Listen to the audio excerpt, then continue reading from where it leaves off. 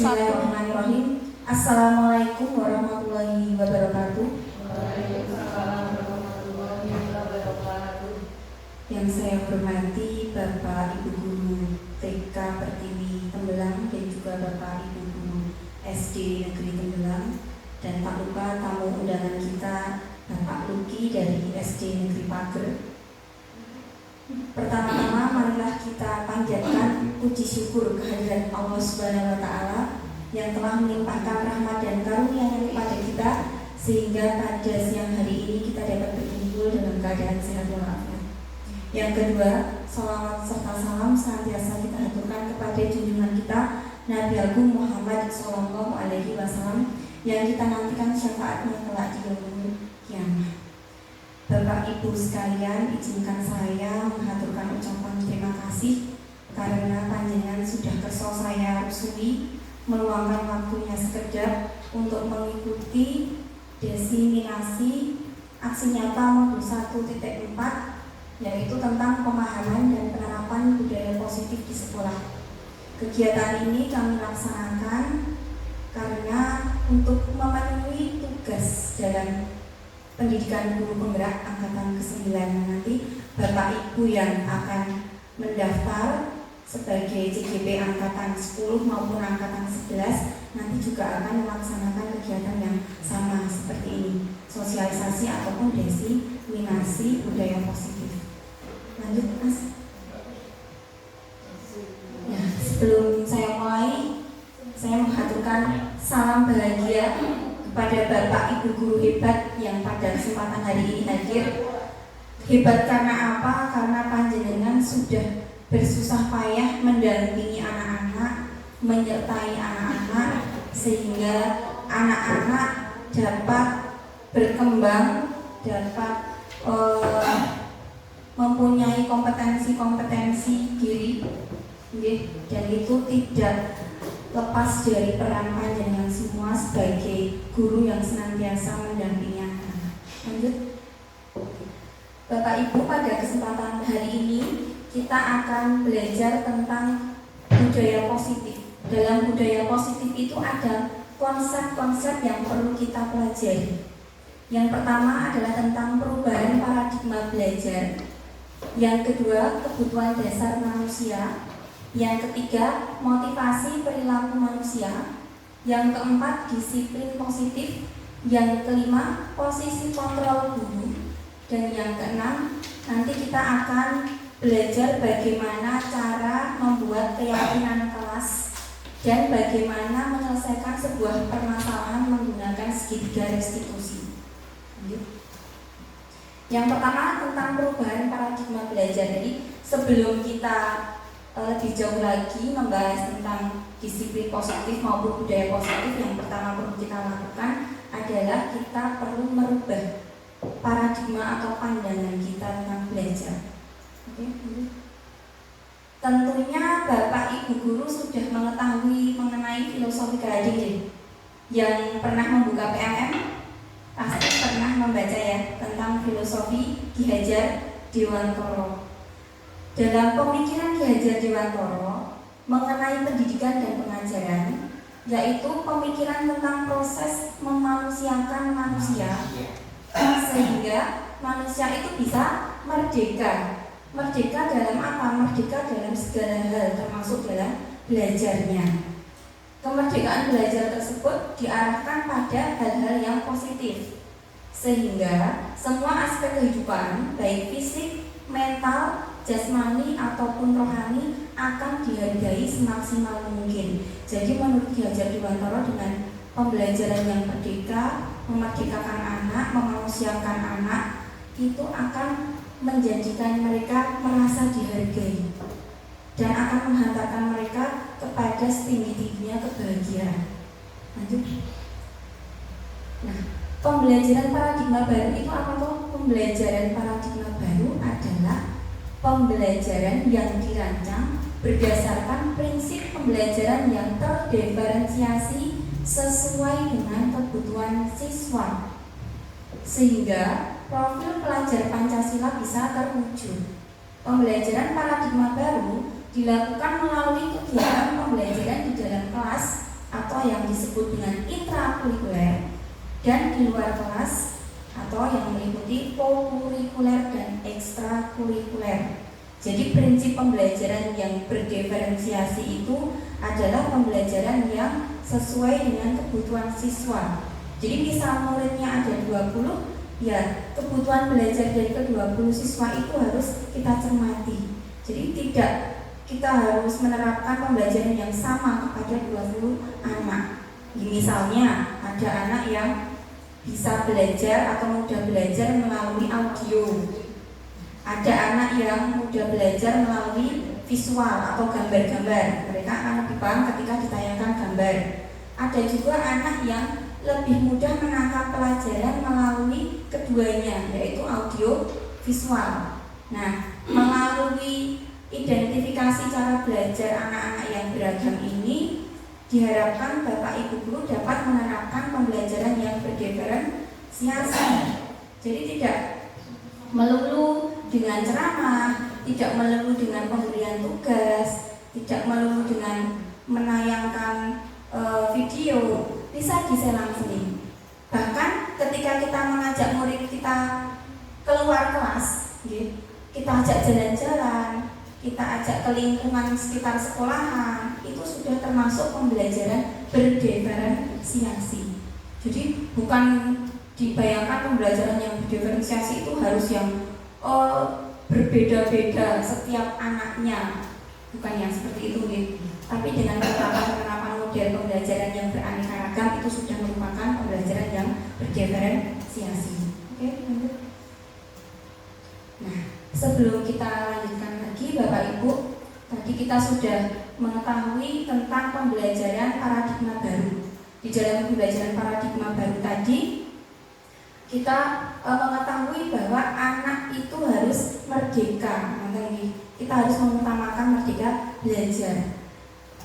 Di sini kita akan mulai menelaah tentang miskonsepsi tentang teori kontrol. Miskonsepsi itu apa Bapak Ibu? Apa miskonsepsi artinya apa? Ya, kesalahan konsep. Ya, pemahaman yang salah. Nah, ini ada miskonsepsi yang diutarakan oleh Dr. William Glasser dalam bukunya Control Theory, Choice Theory. Yang pertama yaitu ilusi guru mengontrol murid yang selama ini kita yakini. Ilusi apa nih? Hayalan, betul. Ilusi hayalan atau seakan-akan. Jadi selama ini yang kita yakini guru itu bisa mengontrol murid, tapi sebenarnya tidak. Karena sesungguhnya yang bisa mengontrol diri kita ya diri kita sendiri, bukan orang lain. Jadi guru itu tidak bisa mengontrol murid. Tapi kenapa anak suatu ketika bisa patuh dengan gurunya? Nah, itu karena mereka sedang mengizinkan dirinya untuk dikontrol. Namun suatu ketika dengan mungkin kesalahan yang sama, ketika kita ingatkan, anak tersebut tidak patuh. Pernah terjadi buatan? Sering ya. Suatu saat patuh, besok terulang lagi yang sama, diingatkan seperti ini kok tidak patuh. Nah, ketika pada kondisi yang seperti ini, berarti mereka sedang tidak mengizinkan dirinya untuk dikontrol. Berarti ini ilusi. Bukan kita bisa mengontrol, tidak, tapi anak sedang mengizinkan dirinya untuk bisa dikontrol. Yang betul itu. Yang kedua, ilusi bahwa kritik dan membuat orang merasa bersalah itu dapat menguatkan karakter. Coba kita tengok bagaimana cara kita selama ini menasihati anak atau mengingatkan anak tentang sebuah kesalahan yang mereka perbuat. Pasti yang pertama kita kritik. Terus betul? Gitu, kita kritik. Kok sampean koyo ngono? Gitu nggih. Kok ngono kuwi yo elek seperti itu nggih. Kok ngono ki ora apik. Sampean ki bocah sing nakal. Seperti itu nggih. Bendino nyalai koncone. Nah, itu kritik Bapak Ibu. Dan yang kedua, merasa membuat orang bersalah, membuat orang merasa bersalah. Contohnya bagaimana? Contohnya dengan kita bertanya sesuatu yang orang itu merasa dirinya bersalah. Mbok yo jangan seperti itu. Kamu tidak kasihan dengan Bu Guru. Setiap hari Bu Guru datang pagi untuk kalian semua. Tapi sampai sekolahan kalian seperti ini, tidak mendengarkan Bu Guru menjelaskan. Kalian tidak merasa bersalah kepada Bu Guru. Kalian tidak kasihan kepada Bu Guru. Nah, ini adalah pertanyaan-pertanyaan atau kalimat yang menunjukkan bahwa kita membuat orang merasa bersalah, membuat murid kita merasa bersalah. Seperti ini ternyata tidak betul, Bapak Ibu, tidak benar. Karena apa? Dengan kalimat-kalimat seperti ini, yang pertama, anak-anak akan merasa minder karena dia merasa salah. Yang kedua, merendahkan diri, merendahkan kepribadian mereka. Dan yang ketiga, Bapak Ibu, ini bisa lebih parah efeknya jika anak tersebut memendam perasaannya. Jadi anak-anak yang dia merasa dirinya itu bersalah, aku kok selalu salah terus kok di mata guru, Pak Guru, tidak pernah benar, dia akan memendam perasaan itu. Nah, lambat laun perasaan itu suatu saat akan muncul. Ketika muncul meledak, karena dulu ngempet ketika ini muncul akan meledak. Nah, yang bahayanya ketika perasaan ini meledak, muncul, akan menimbulkan tindakan yang bisa menyakiti dirinya sendiri ataupun menyakiti orang lain. Panjenengan pernah dengar tentang introvert, kepribadian introvert. Nah, ini salah satu dampak dari kritik atau membuat merasa bersalah. Kalimat-kalimat kritikan atau kalimat-kalimat yang bisa membuat merasa bersalah. Dampaknya itu tadi bisa membuat seseorang menjadi pribadi yang introvert. Selain itu, lebih jauh lagi, selain introvert, orang-orang introvert kan tidak mau bersosialisasi ya. Mereka mengurung diri, mereka percaya akan pikiran-pikirannya sendiri. Nah, yang ujung-ujungnya nanti bisa membentuk psikopat. Paham psikopat yang suka membunuh seperti itu, mutilasi. Nah, itu kan orang-orang psikopat seperti itu. Ternyata itu berawal dari ini, Bapak Ibu. Nah, kita sebagai guru mulai hari ini monggo kita mulai menelaah lagi bagaimana cara kita, apakah sudah benar kita bicara seperti ini pada anak. Dan ternyata dampaknya sangat besar sekali di kemudian hari ketika anak sudah dewasa. Yang ketiga, ilusi bahwa orang dewasa memiliki hak untuk memaksa. Kita sebagai orang dewasa di sini, yang di sekolah kita berperan jadi guru, di rumah kita berperan sebagai orang tua. Seolah-olah itu kita mempunyai kuasa terhadap anak-anak, terhadap murid. Ini apa buatan? Kita mempunyai seolah-olah mempunyai kuasa untuk mengambil andil dalam kepribadian mereka, dalam mengatur tingkah laku dan perilaku sikap mereka seperti itu. Nah, sebenarnya orang dewasa itu tidak memiliki hak memaksa kepada anak maupun murid. Tidak selamanya kita bisa memaksakan kehendak kita kepada anak atau murid. Itu yang sebenarnya terjadi. Kemudian yang keempat, ilusi bahwa semua penguatan positif efektif dan bermanfaat. Ini juga yang selama ini saya sendiri ternyata memiliki pemahaman yang salah terhadap hal ini. Ternyata penguatan positif, terlebih jika kita memberikan reward atau penghargaan ke anak, itu tidak selalu berdampak efektif atau berdampak baik bagi anak. Mengapa seperti itu? Contohnya begini. Ketika anak tidak mau mengerjakan tugas, kemudian bagaimana ya caranya supaya anak ini bisa mengerjakan tugas, mau mengerjakan tugas. Nah, kita ini kalau kamu mau mengerjakan tugas, tak paling permen, guru kasih permen. Berjalan, sehari dua hari berjalan. Wah, kok ini terus semangat, anak-anak semangat ternyata mengerjakan tugasnya. Kita lakukan terus seperti itu. Suatu ketika kita tidak bisa mengajar dan digantikan oleh guru yang lain atau teman yang lain, dan guru yang lain itu tidak membawa permen ke dalam kelas, apa yang terjadi Bapak Ibu? Apakah anak mau mengerjakan tugas? Tidak kan? Karena apa? Karena sudah termindset bahwa aku bantu itu mengerjakan tugas diberi permen, dan ini membuat anak menjadi ketergantungan. Lanjut. Ya, selanjutnya adalah tentang mengubah paradigma dari stimulus respon ke teori kontrol. Ini berkaitan dengan perilaku anak ataupun sikap tingkah laku anak. Nah, yang kita yakini itu biasanya ada di sebelah kiri, dan yang sebenarnya atau realitanya itu ada di sebelah kanan.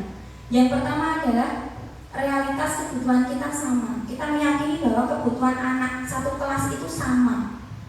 Semuanya sama, kita berikan A, ya semuanya harus A, seperti itu. Padahal yang sebenarnya terjadi adalah realitas atau kebutuhan kita itu berbeda.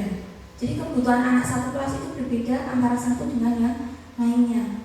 Tingkat pemahaman anak terhadap suatu materi pelajaran juga berbeda satu dengan yang lainnya, sehingga tidak bisa kita pukul rata. Jadi misalnya matematika KKM-nya 75 dengan materi bilangan pecahan. Pecahan itu kan mencakup banyak sekali. Ada mengurutkan, ada mengubah pecahan, bentuk dari desimal ke pecahan biasa dan sebaliknya. Kemudian perkalian, penjumlahan, pengurangan pecahan. Anak dengan tingkat pemahaman yang tinggi, tentunya mereka akan mudah mencapai KKM 75 tadi. Harus gitu.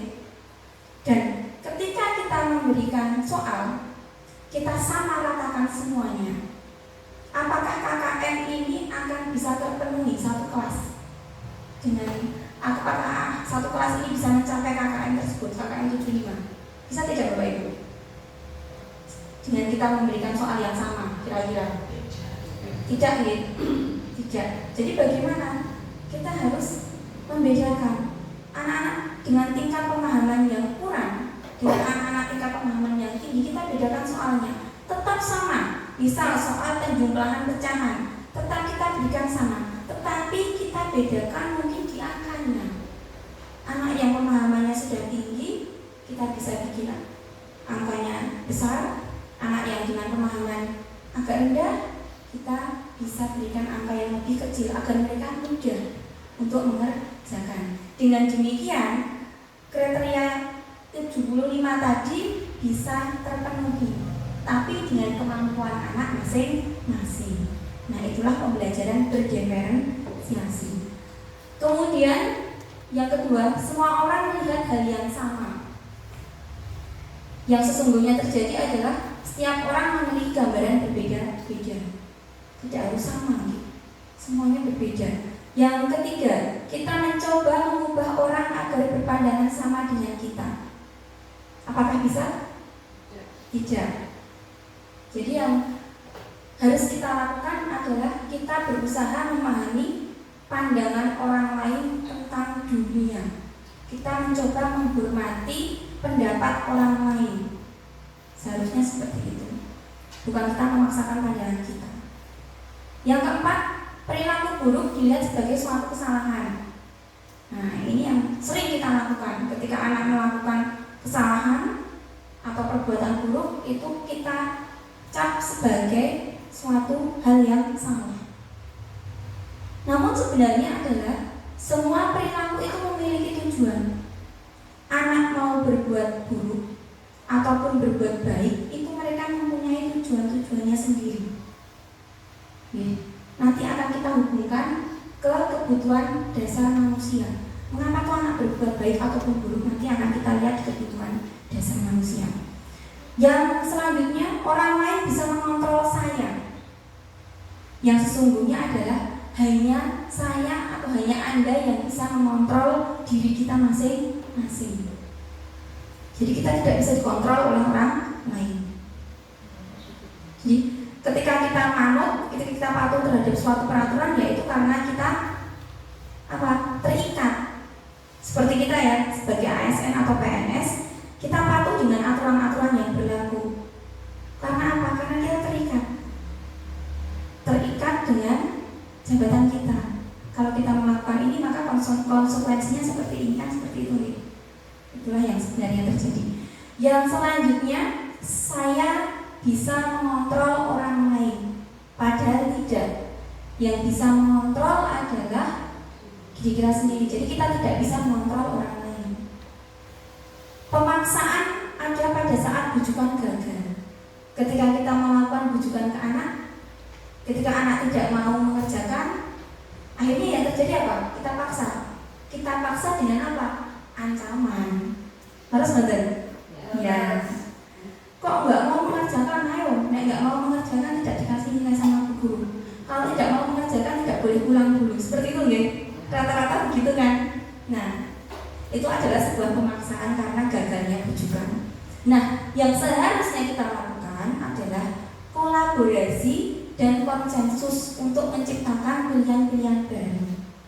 Contohnya seperti apa? Misalnya tadi, mengapa tidak mau mengerjakan? Kita tanya, kenapa kok tidak mau mengerjakan, Mas? Masalahnya apa? Kayak males, Bu. Malasnya karena apa? Ya, kita mulai mengobservasi alasan mereka apa. Ketika sudah ketemu, ya kita carikan solusinya. Seperti itu. Jangan langsung memaksa. Ya, itu yang salah selama ini.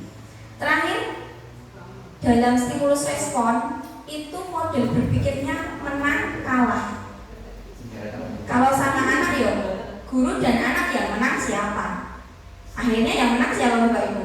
Kalau guru dan murid, guru tidak mau kalah ya, ya kan? Nah itu dalam teori stimulus respon seperti itu, menang kalah. Tapi dalam teori kontrol yang betul menang, guru menang, murid menang. Jadi murid mau mengerjakan tugas karena dia punya tanggung jawab sendiri dari dalam dirinya sendiri. Dia memenangkan dirinya sendiri. Guru juga menang karena apa? Karena muridnya mau mengerjakan tugas. Sehingga guru di sini menang sebagai seorang pendidik berhasil. Jadi identitasnya menang, tidak ada yang kalah. Lanjut. Nah, ini tadi yang saya sampaikan. Kita akan menghubungkan kebutuhan dasar manusia tadi dengan perilaku-perilaku jelek, buruk, atau perilaku-perilaku baik. Lanjut. Ada berapa kebutuhan dasar manusia? Ada 5 kebutuhan dasar manusia. Yang pertama, kebutuhan bertahan hidup. Kebutuhan bertahan hidup itu apa toh? Ada kebutuhan fisiologi dan ada kebutuhan biologis. Fisiologi itu apa? Makan, minum, itu merupakan kebutuhan untuk bertahan hidup. Sedangkan kebutuhan biologis untuk bertahan hidup apa? Mempunyai keturunan. Mempunyai keturunan adalah suatu kebutuhan untuk bertahan hidup. Kita mempertahankan keturunan kita, ngerti nggih?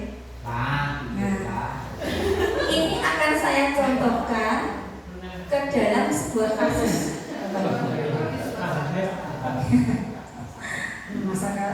Sebuah kasusnya begini. Doni ini ketahuan mencuri bekal temannya ketika istirahat. Nah, kemudian dipanggil oleh bu guru dan ditanya, Mas Doni, kenapa Mas Doni kok mencuri bekal temannya? Kenapa melakukan hal seperti itu? Doni jawabnya, saya lapar Bu. Oh, ternyata dia sedang memenuhi kebutuhan diri untuk bertahan hidup. Dan memang tidak membawa uang saku atau bekal, tidak, lupa membawa uang saku. Dari rumah juga tidak diberikan bekal oleh ibu. Kadang kita kan langsung menjudge anak ya, sampeyan iki ngopo to kok njikuk bekale koncone? Kok usil to karo kancane? Kita tidak bertanya dulu, harusnya kita bertanya dulu. Ada apa? Kok dicuri bekalnya? Kamu kenapa? Oh ternyata lapar.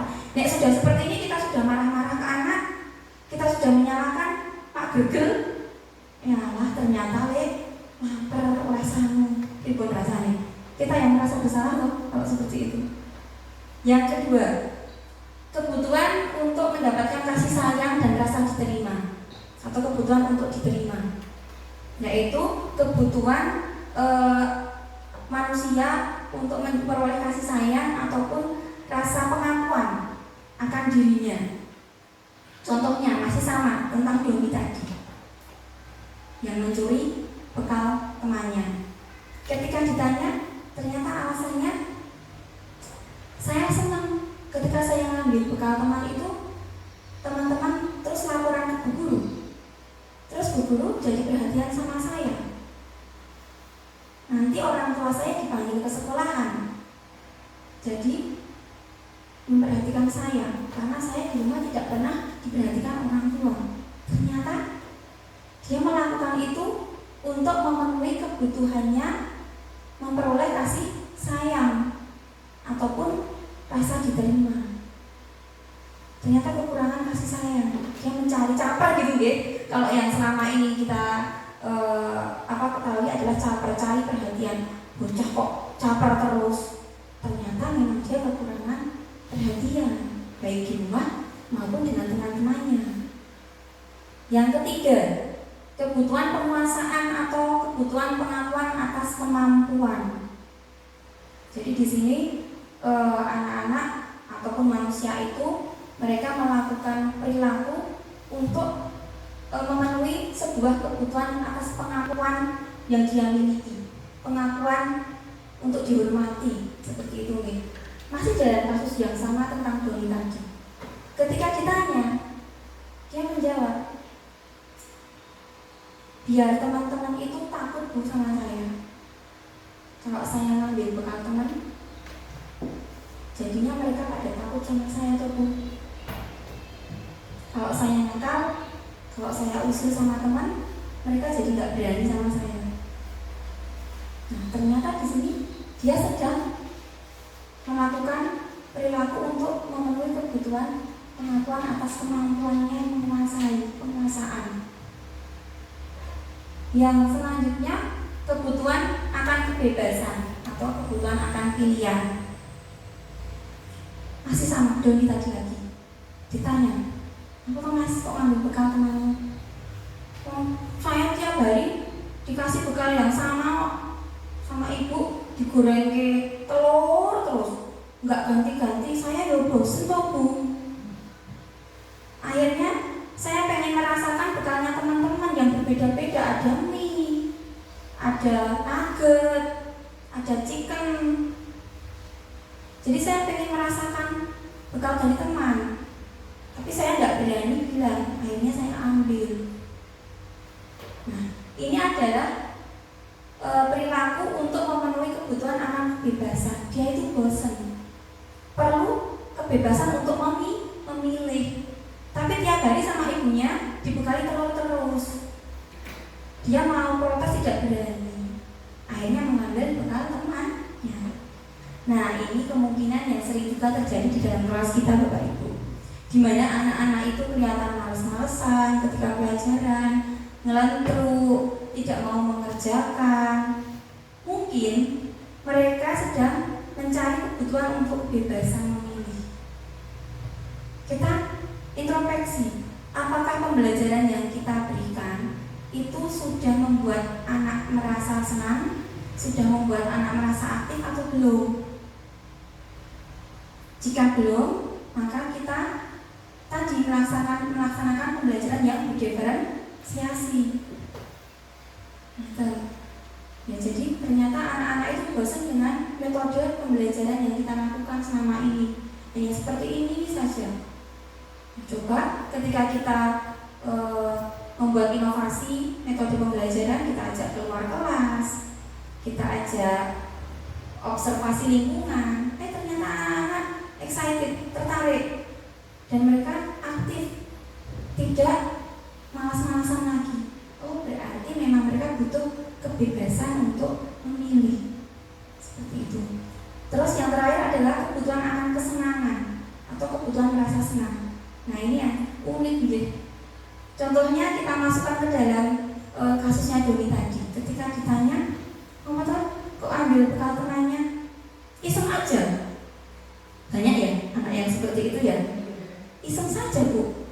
Kok iseng? Iseng bagaimana? Ya saya suka saja lihat teman-teman pada heboh, lihat teman-teman ekspresinya lucu, mereka pada kebingungan, bekalnya tidak ada. Saya senang lihat teman-teman yang seperti itu. Ada loh anak seperti ini, bahkan banyak ya. Nah, ternyata ini mereka sedang memenuhi kebutuhan untuk merasa senang. Mungkin di rumah mereka tidak terpenuhi kebutuhan akan kesenangannya. Jadi mereka membuat hal-hal atau perilaku yang bisa menghiburkan atau bisa membuat dirinya senang dengan cara tadi usir pada teman dan lain sebagainya. Begitu nih. Nah, lanjut. Setelah kita mempelajari tentang kebutuhan dasar manusia, selanjutnya kita akan mempelajari tentang motivasi perilaku manusia. Kita melakukan perilaku untuk memenuhi kebutuhan tersebut, motivasinya apa? Monggo. Menurut Dian Gosen dalam bukunya Restructuring School Discipline menyatakan ada 3 motivasi perilaku manusia. Yang pertama, untuk menghindari ketidaknyamanan atau hukuman. Jadi motivasi manusia untuk menghindari ketidaknyamanan atau hukuman. Seperti halnya murid-murid kita. Ketika mereka patuh dengan kita, ternyata itu mereka sedang melakukan motivasi untuk menghindari hukuman. Tak berangkat pagi tak nyapu kelas, ikat kelas biar tidak dapat hukuman ke guru. Soalnya hukumannya nanti disuruh nyapu satu sekolahan kalau tidak mau piket. Jadi bukan dari dirinya sendiri, bukan dari kesadaran, tapi karena ada hukuman, takut dengan hukuman tersebut. Yang selanjutnya, motivasi untuk mendapatkan imbalan atau penghargaan dari orang lain.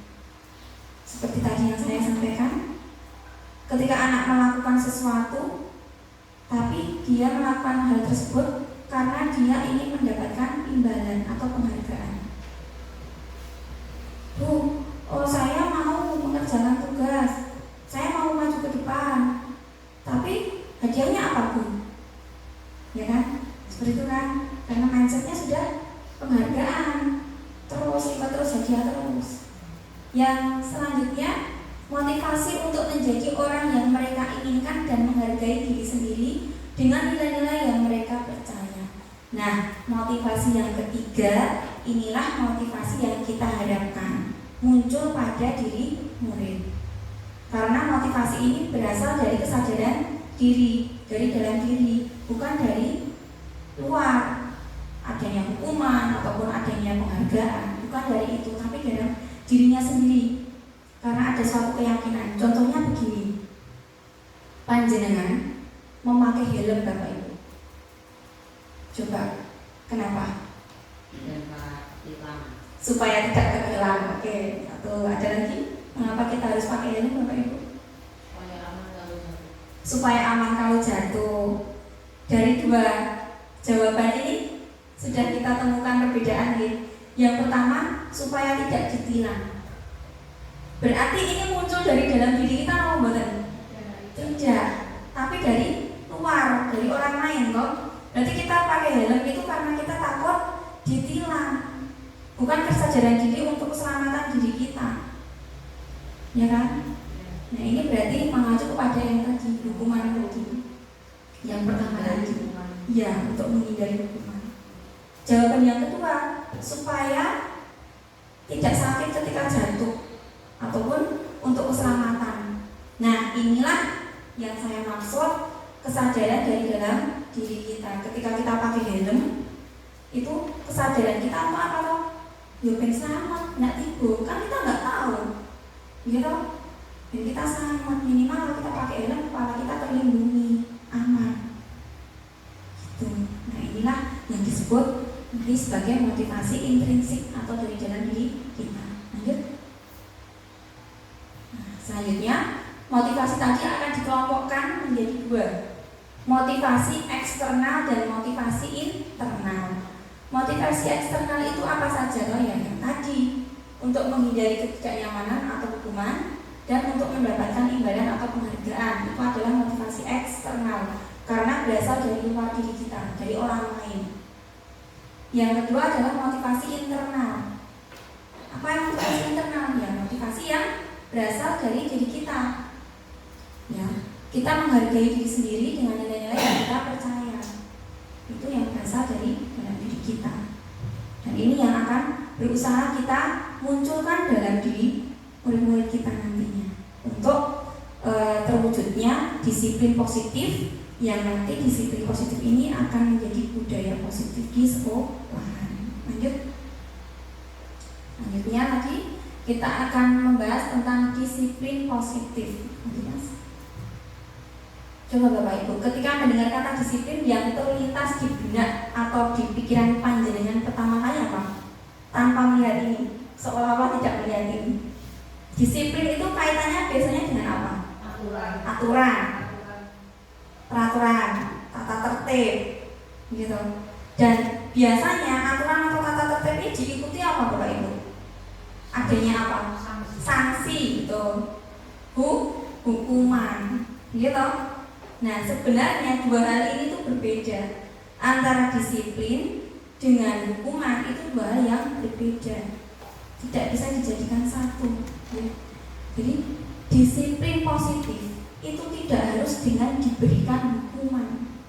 Hukuman itu alternatif terakhir, atau kalau perlu tidak usah diberikan sama sekali. Itu yang betul. Lanjut Mas. Definisi disiplin positif yaitu disiplin diri yang membuat seseorang menggali potensinya menuju kepada sebuah tujuan, sesuatu yang dihargai dan bermakna.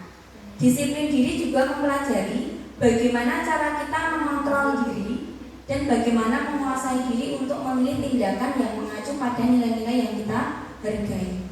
Nah, di sini sebagai seorang pendidik, tujuan kita adalah menciptakan anak-anak yang memiliki disiplin diri, sehingga mereka bisa berperilaku dengan mengacu pada nilai-nilai kebajikan. Nilai-nilai kebajikan adalah nilai-nilai yang terdapat dalam profil pelajar Pancasila. Ada berapa Bapak Ibu profil pelajar Pancasila? Nilai-nilai kebajikannya. Yang pertama, beriman dan bertakwa kepada Tuhan Yang Maha Esa dan berakhlak mulia. Yang kedua, berkebinekaan global. Yang ketiga, mandiri. Betul. Yang keempat, bergotong royong. Yang kelima, kreatif. Yang keenam, bernalar kritis. Nah, itulah kebijakan-kebijakan atau kebajikan-kebajikan yang kita jadikan acuan. Nah, kemudian anak itu kita bentuk agar memiliki motivasi intrinsik dari dalam dirinya, bukan motivasi ekstrinsik. Selanjutnya, untuk menerapkan disiplin positif tadi, kita perlu mengetahui posisi kontrol guru. Ada berapakah posisi kontrol guru? Yang pertama, sebagai penghukum. Yang kedua, sebagai pembuat merasa bersalah. Yang ketiga, sebagai teman. Yang keempat, sebagai pemantau. Dan yang kelima, sebagai manajer.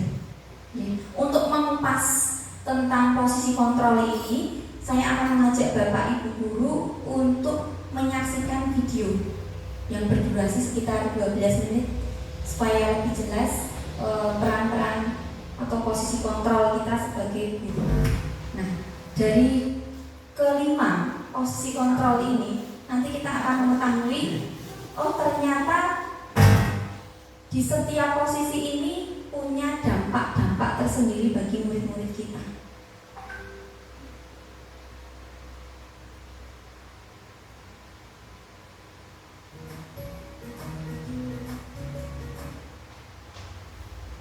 Salam bahagia Ibu dan Bapak Guru hebat.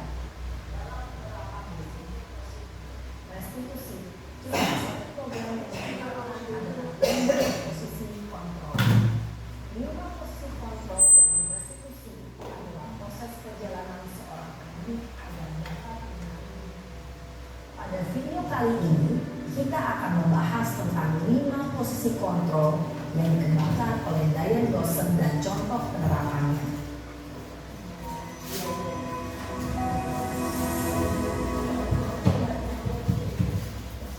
Lima posisi kontrol itu adalah: 1. Posisi penghukum, 2. Posisi pembuat merasa bersalah, 3.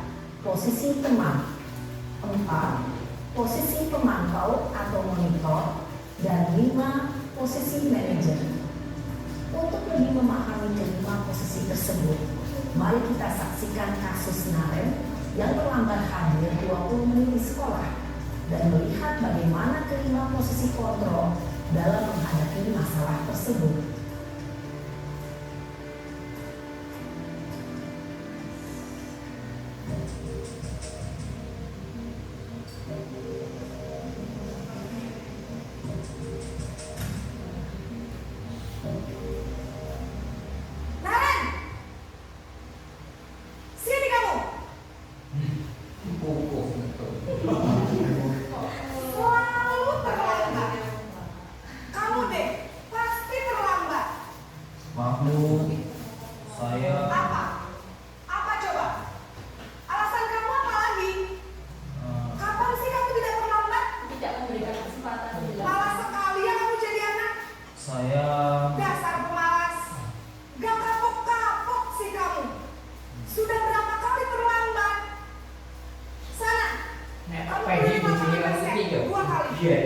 Kenapa saya harus ke lapangan basket, Bu?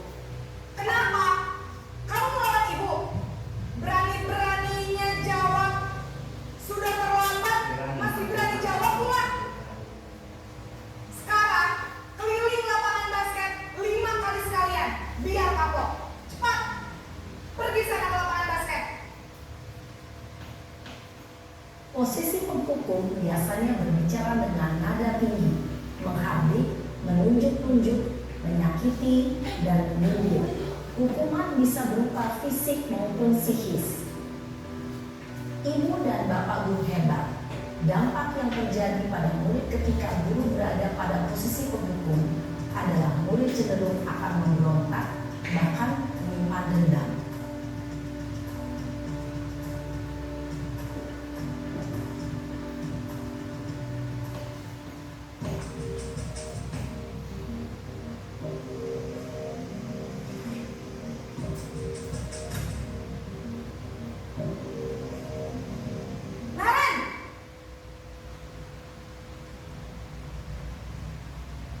Selamat pagi, Bu.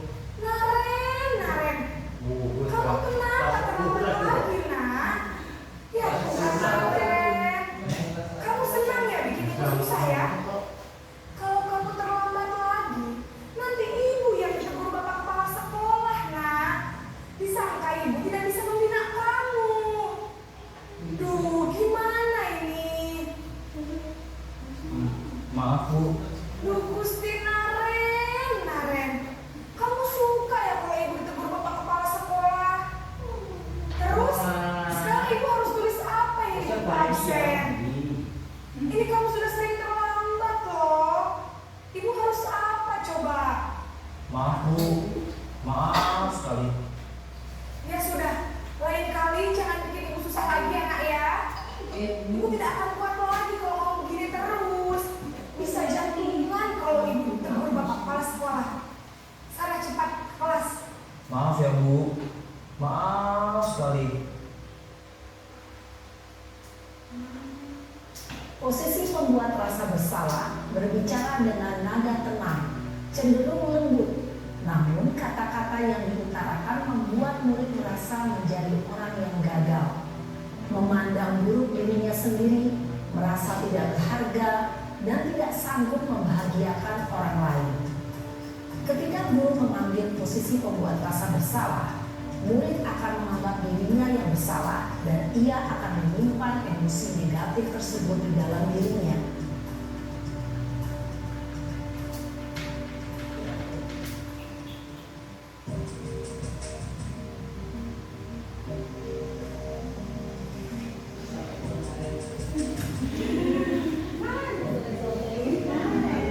Naren!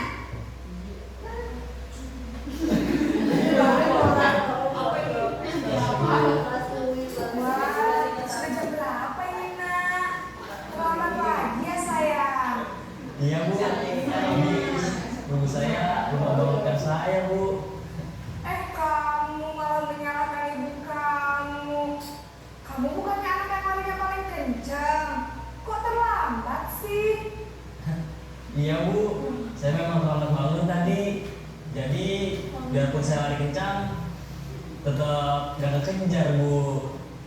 Ya sudah sana. Nanti lain kali larinya lebih kenceng lagi ya. Biar gak terlambat lagi. Bikin seneng ibu. Demi ibu.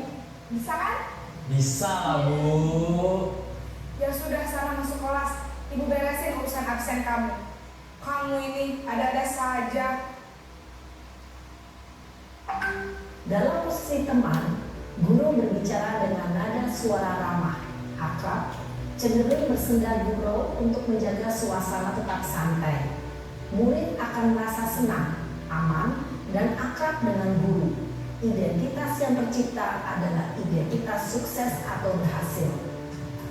Namun, perlu diingat, karena ini masih dorongan eksternal, maka ada faktor ketergantungan dari murid kepada orang tertentu.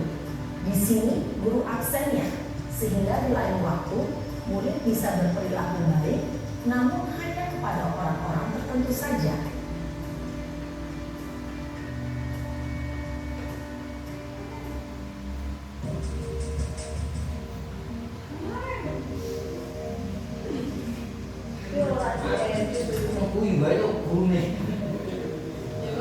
Naren!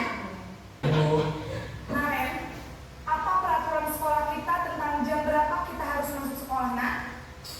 kita harus di sekolah jam 7 Bu. Iya betul, sekarang sudah jam 7.20. Naren sudah tahu konsekuensinya jika terlambat hadir. Paham Bu, saya harus tinggal kelas pas jam istirahat selama 20 menit. Iya benar, konsekuensinya demikian. Jadi nanti jam 9.30 pas istirahat, kamu harus tinggal di kelas, kerjakan tugas tambahan untuk ketertinggalan kamu, ya? Baik Bu.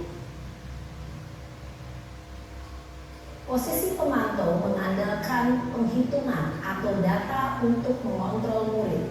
Guru mengarahkan murid berdasarkan peraturan dan konsekuensi. Seorang pemantau menunjukkan bahasa tubuh dan ekspresi wajah yang datar dan cenderung formal.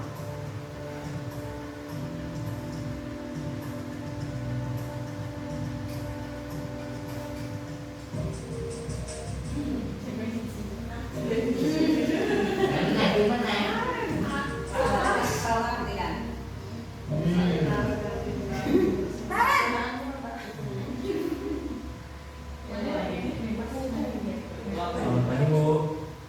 Selamat pagi, Naren. Maaf Bu, saya terlambat. Iya, sekolah masuknya jam 7, sekarang sudah jam 7.20. Jadi sekarang bagaimana ini, Naren?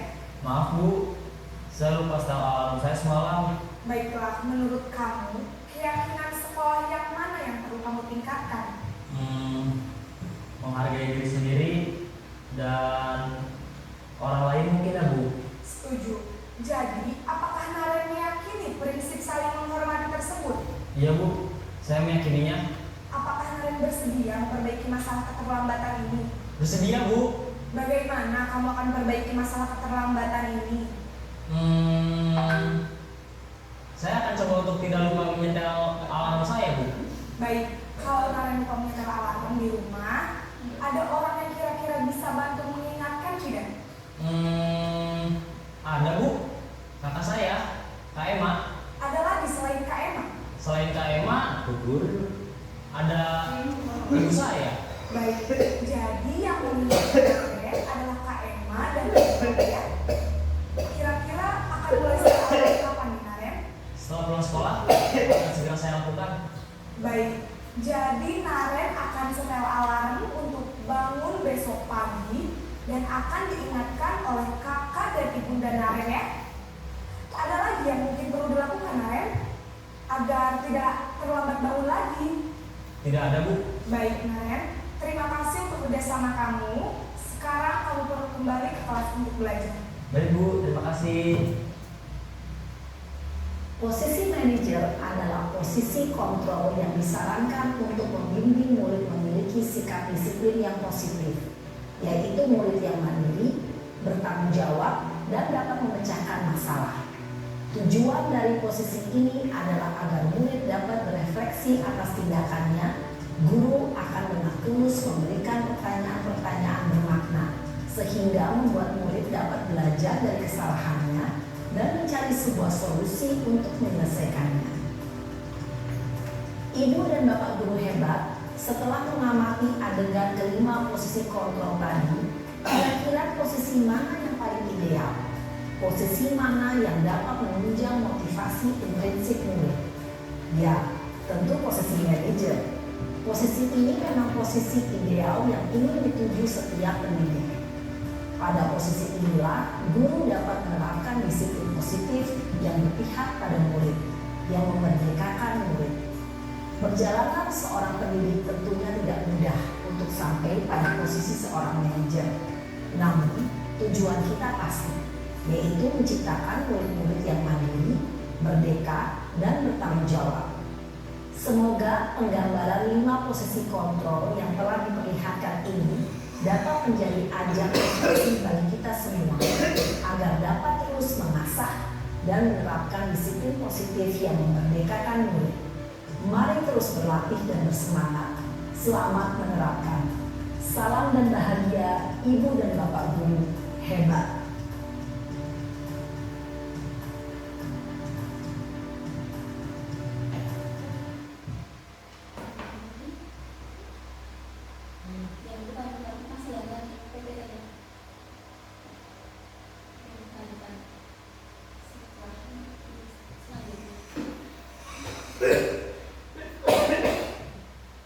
Bapak Ibu, setelah tadi menyaksikan tayangan video, kita bisa menarik kesimpulan nih terhadap 5 posisi kontrol guru tadi.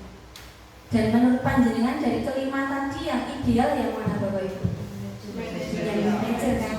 Karena dengan posisi manajer kita dapat menciptakan, membentuk murid itu menjadi pribadi yang mandiri, pribadi yang bertanggung jawab, dan akhirnya bisa menerapkan disiplin positif dengan kesadaran dirinya. Nah, setelah kita lihat tadi, kita menyimpulkan ternyata posisi penghukum itu bahasa tubuhnya menghardik, menunjuk-nunjuk, melotot, ya, membentak-bentak seperti itu. Gitu. Kemudian kalimat yang sering dipakai apa? Patuhi aturan saya, kalau tidak awas.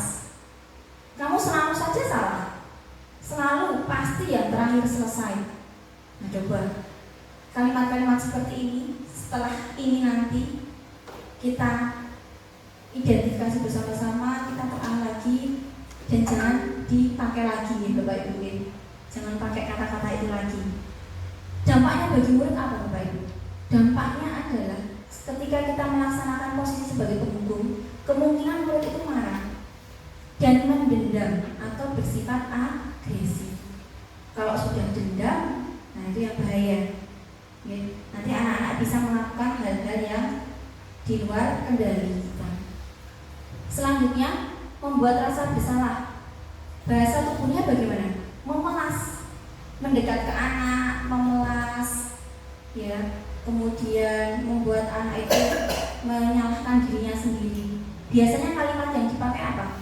Ibu sangat kecewa sekali dengan kamu. Berapa kali Bapak harus memberitahu kamu ya? Gimana coba kalau orang tua kamu tahu kamu berbuat seperti ini? Mari kita ingat-ingat lagi kalimat-kalimat yang seperti ini yang pernah kita sampaikan ke anak-anak.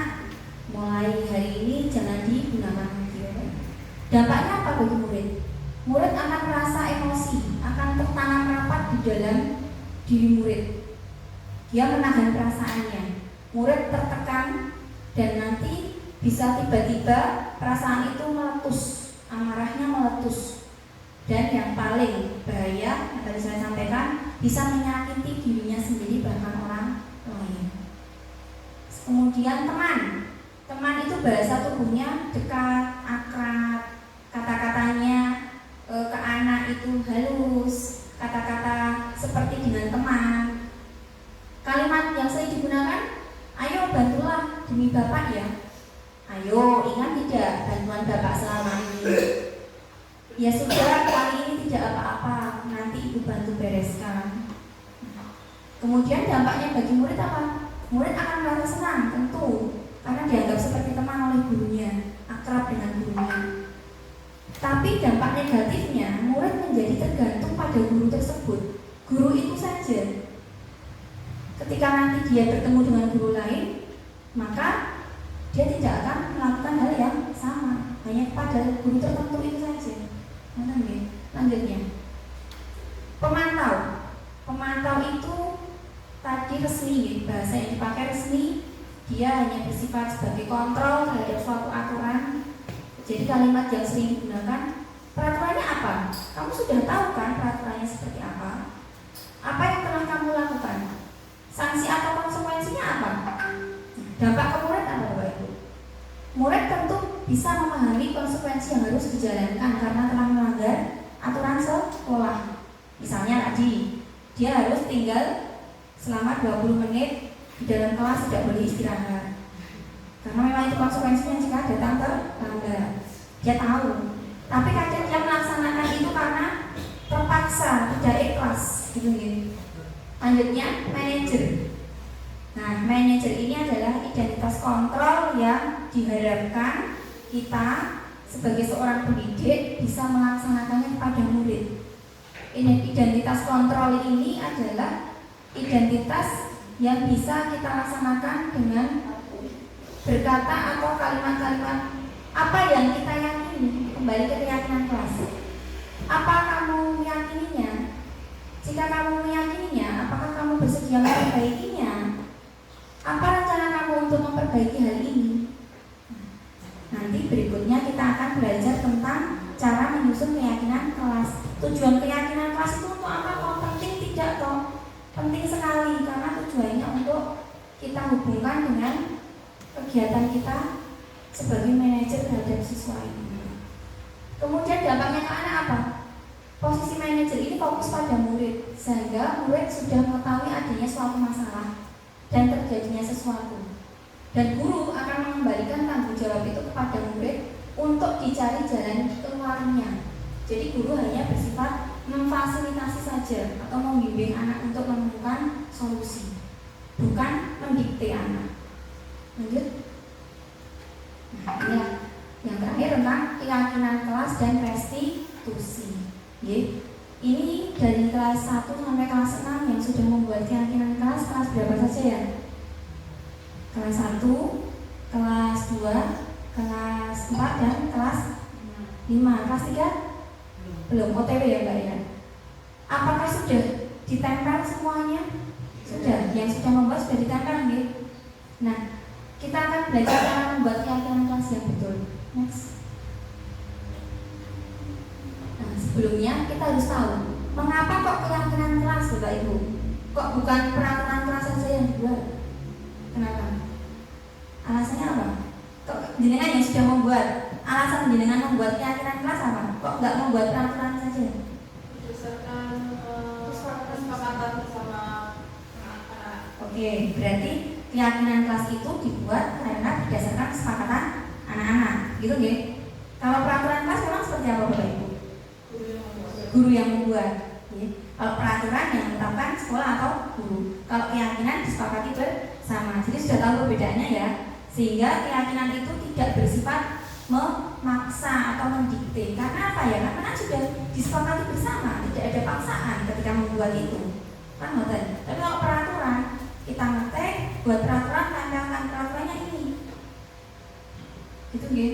Itu anak-anak tidak diberikan kesempatan untuk berpendapat. Nah, keyakinan itu memuat nilai-nilai kebajikan universal yang disepakati secara tersirat dan tersurat, lepas dari latar belakang suku, negara, bahasa maupun agama. Pembentukan keyakinan sekolah atau keyakinan kelas. Sebelum kita membuat, kita harus mengetahui dulu apa hal-hal yang perlu kita perhatikan dalam membuat keyakinan kelas. Yang pertama, keyakinan kelas itu bersifat abstrak daripada peraturan yang lebih rinci dan konkret. Jadi lebih abstrak, lebih umum sifatnya, tidak terperinci. Yang kedua, keyakinan kelas berupa pernyataan-pernyataan yang universal, yang masih umum. Yang ketiga, pernyataan keyakinan kelas senantiasa dibuat dalam bentuk positif. Misalnya, tidak boleh berangkat terlambat. Itu positif apa negatif? Negatif, betul. Nah, di dalam keyakinan kelas, kalimat negatif ini diubah menjadi kalimat positif. Bagaimana bunyinya berarti?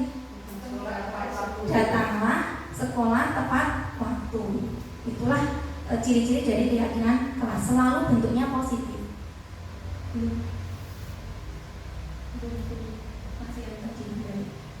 Masih tadi. Nah, kemudian keyakinan kelas hendaknya tidak terlalu banyak.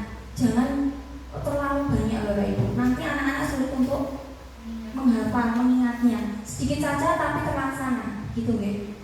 Kemudian keyakinan kelas sebaiknya sesuatu yang dapat diterapkan di lingkungan tersebut, yang dapat diterapkan di sini saja. Jangan yang tidak bisa diterapkan di sekolah ini misalnya. Misalnya contohnya anak-anak dilarang naik turun tangga, di sini ada tangga. Nah, tidak kan? Berarti tidak perlu. Jadi tidak sesuai dengan lingkungan tersebut. Yang selanjutnya, semua warga kelas hendaknya ikut berkontribusi dalam pembuatan keyakinan kelas lewat kegiatan curah pendapat. Ya, jadi keyakinan kelas itu dari pendapat anak-anak dikumpulkan, kemudian disepakati bersama. Yang terakhir, bersedia meninjau kembali keyakinan kelas dari waktu ke waktu. Ditinjau apakah keyakinan ini efektif, relevan, ditinjau. Kalau tidak, kita ubah seperti itu. Lanjut. Nah, prosedur pembentukan keyakinan kelas atau keyakinan sekolah. Yang pertama, mempersilahkan murid-murid atau warga sekolah untuk bertukar pendapat. Yang perlu disepakati apa saja, gitu ya. Yang kedua, mencatat semua masukan-masukan itu pada sebuah papan ataupun kertas yang semuanya bisa melihat dan membaca. Yang ketiga, susunlah keyakinan kelas sesuai prosedur. Ganti kalimat-kalimat dalam bentuk negatif menjadi kalimat-kalimat positif. Jadi sudah dicontohkan, ya. Yang keempat, sebaiknya keyakinan sekolah atau keyakinan kelas tidak terlalu banyak. Bisa berkisar antara 3 sampai 7 prinsip atau keyakinan saja. Karena tadi sulit untuk diingat kalau terlalu banyak. Yang kelima, setelah keyakinan sekolah atau keyakinan kelas selesai dibuat, maka semua warga kelas dipersilahkan meninjau ulang, menyetujui dan menandatangani. Ditandatangani siapa? Anak-anak dan guru. Setelah itu ditempel di kelas supaya menjadi pengingat anak-anak ketika mereka melakukan perbuatan salah. Yang keenam, keyakinan sekolah atau kelas selanjutnya bisa diletakkan di dinding yang ditempel lagi, di tempat yang bisa dilihat semuanya. Gitu. Lanjut. Nah, ini contoh keyakinan kelas. Mengikuti upacara bendera dengan tertib dan hikmat, berbaris dengan tertib sebelum memasuki kelas setelah istirahat, berdoa sebelum dan sesudah pelajaran, membaca juz amma sebelum belajar, kemudian mengikuti kegiatan sekolah dengan tertib. Lanjut. Selanjutnya, jika keyakinan kelas sudah ada, sudah terbentuk, yang terakhir adalah restitusi. Jadi, restitusi itu apa toh? Restitusi adalah suatu proses dialog yang dijalankan oleh guru agar dapat menghasilkan murid yang mandiri dan bertanggung jawab. Ini kita gunakan ketika kita menghadapi permasalahan yang kita temukan pada anak-anak, dengan menerapkan posisi kontrol sebagai manajer. Lanjut. Dalam restitusi itu ada konsep segitiga atau yang disebut dengan segitiga restitusi. Dalam segitiga restitusi ini apa saja loh yang perlu kita laksanakan? Yang pertama tentang menstabilkan identitas. Kalau kita menghadapi anak yang berbuat kesalahan, cara kita yang pertama, kita stabilkan dulu identitasnya. Bagaimana? Dengan menanyakan pertanyaan pemantik. Contohnya, nah, setiap orang pasti pernah melakukan kesalahan. Tidak ada manusia yang lepas dari kesalahan. Kamu bukan satu-satunya yang pernah melakukan kesalahan ini. Bahkan guru dulu juga pernah melakukan kesalahan yang sama. Ini dinamakan menstabilkan identitas. Kemudian setelah menstabilkan identitas, selanjutnya adalah validasi tindakan yang salah. dengan cara memberikan pertanyaan pemantik kepada anak. Kamu tentunya punya alasan melakukan kesalahan tersebut. Coba sampaikan alasanmu apa? Adakah cara yang lebih efektif untuk mendapatkan apa yang kamu butuhkan, nak, selain melakukan hal itu? Nah, itu nanti melalui pertanyaan-pertanyaan seperti ini, anak akan mengalir jawaban mereka tanpa kita paksa. Yang ketiga, menanyakan keyakinan. Nah, inilah fungsi dari keyakinan kelas yang sudah disepakati bersama. Fungsinya untuk mengingatkan anak ketika berbuat salah, kita kembalikan. Nah, kalau kamu berbuat seperti itu, apakah sudah sesuai dengan keyakinan kelas yang telah disepakati bersama? Keyakinan kelas yang mana yang tidak sesuai dengan perbuatanmu? Kamu ingin menjadi orang yang seperti apa, nak? Nah, pertanyaan-pertanyaan yang kita hubungkan dengan keyakinan kelas ini akan mengantarkan anak untuk anak tersebut bisa menemukan solusi dari permasalahannya sendiri. Jadi setelah anak tadi digiring dengan restitusi ini, kemudian akhirnya diingatkan pada keyakinan kelas, maka yang terakhir, bagaimana solusinya? Bagaimana solusimu untuk mengatasi masalahmu ini? Apa yang dapat kamu lakukan? Mereka akan memberikan jawaban. Dan itulah identitas tanggung jawab yang kita bentuk dari anak. Jadi tidak melulu dengan hukuman ataupun dengan cara memarahi anak, menghardik anak seperti itu, membuat anak merasa bersalah. Tapi kita bisa melakukan restitusi ini dengan menerapkan posisi kita sebagai manajer. Lanjut, Mas. Yang terakhir, ini adalah contoh dari saya sendiri, restitusi yang saya laksanakan kepada murid. Mungkin ini nanti bisa menjadi contoh Bapak Ibu guru jika panjenengan nanti menemui masalah-masalah pada anak.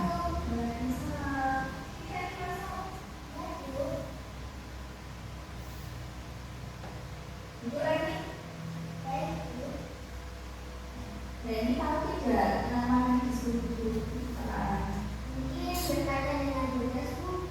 Iya, betul.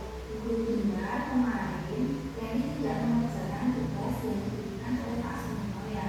Iya, Bu, benar. Reni semua orang itu pernah berbuat salah, tapi pasti ada alasannya. Kenapa Reni berbuat seperti itu? Saya capek, Bu. Soalnya saya bermain HP sampai jam 12 malam.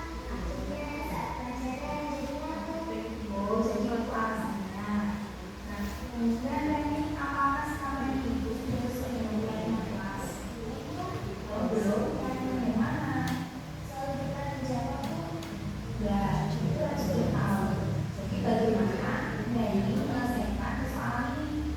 Ya, Bu. Pertama, saya minta maaf karena tidak mengerjakan. Kedua, saya tidak akan ikut kelompok.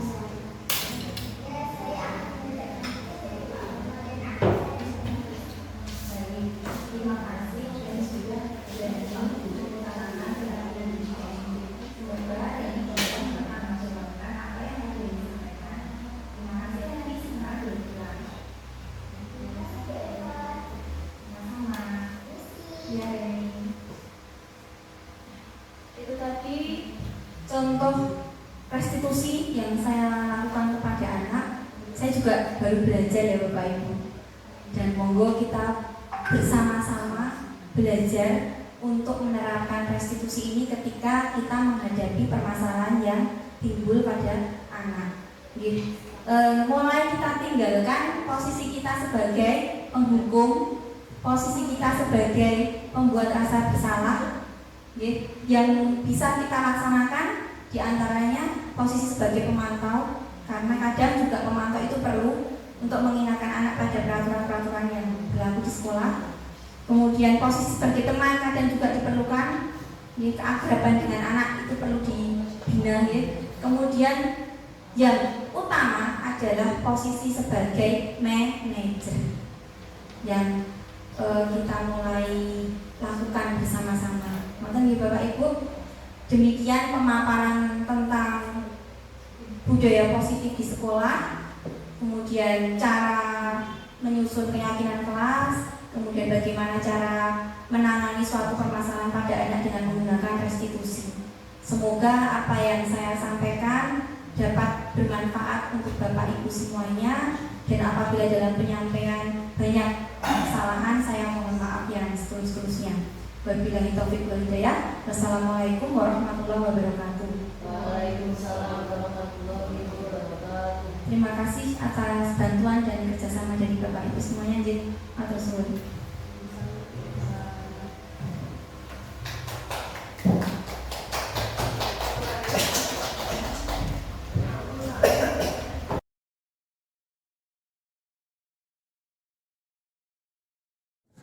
Assalamualaikum warahmatullahi wabarakatuh. Terima kasih atas kesempatan yang diberikan kepada saya. Perkenalkan, nama saya Kukuh Dani Prastiwi. Saya mohon izin untuk memberikan testimoni dari pelaksanaan diseminasi budaya positif yang telah disampaikan oleh Ibu Eva Maeta. Saya sangat senang sekali sebagai peserta diseminasi karena kegiatan ini dapat memberikan inspirasi dan pemahaman saya tentang budaya positif, mulai dari perubahan paradigma belajar, kebutuhan dasar manusia, motivasi manusia, disiplin positif, posisi kontrol guru, dan cara membuat keyakinan kelas. Sampai pada akhirnya bagaimana seorang guru bisa menggunakan restitusi untuk menyelesaikan masalah-masalah pada siswa. Restitusi sangat penting dilakukan oleh seorang guru ketika kita menghadapi murid di dalam kelas maupun di lingkungan sekolah. Kita diajarkan bagaimana cara menerapkan restitusi dengan memberikan pertanyaan-pertanyaan pemantik kepada siswa, sehingga siswa dapat menemukan sendiri solusi dari permasalahan yang dihadapinya. Demikian testimoni dari saya. Sukses selalu untuk Bu Eva. Terima kasih. Wassalamualaikum warahmatullahi wabarakatuh.